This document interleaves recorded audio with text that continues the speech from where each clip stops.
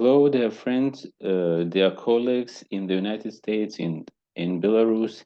My name is Alexander Nerlov. I am the director of the Museum of Jewish History and Culture in Belarus, and today I would like to introduce you our museum.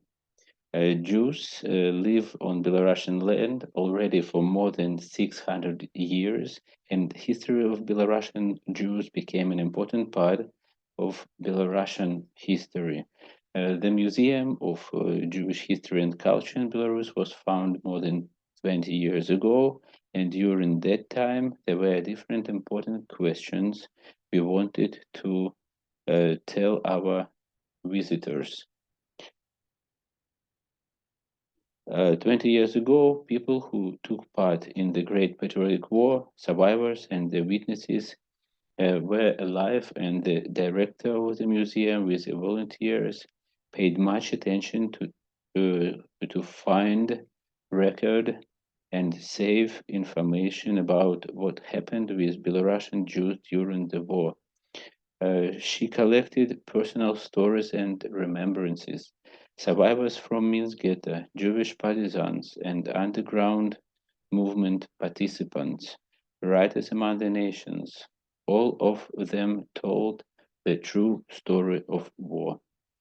And it was very important to save evidence of people, their stories and stories of their relations, because many people lost their families during Holocaust, and as well there were families which were lost in Holocaust completely, and only their neighbors, only the people who knew them, they could tell what happened with dead people.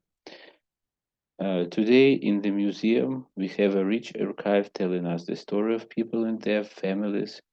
It helps us to tell all this important information to the people.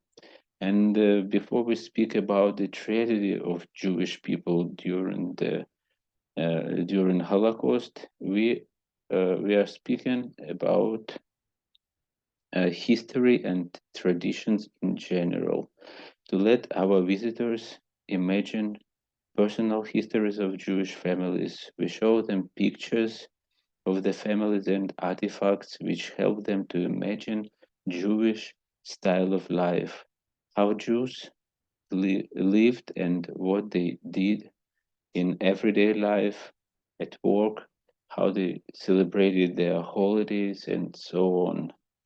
Um, as well, in the museum, we have a library where our visitors can find uh, information, a book on any aspects of Jewish life. There are many books about Holocaust as well, written during last 30 years in Belarus, Israel, and so on.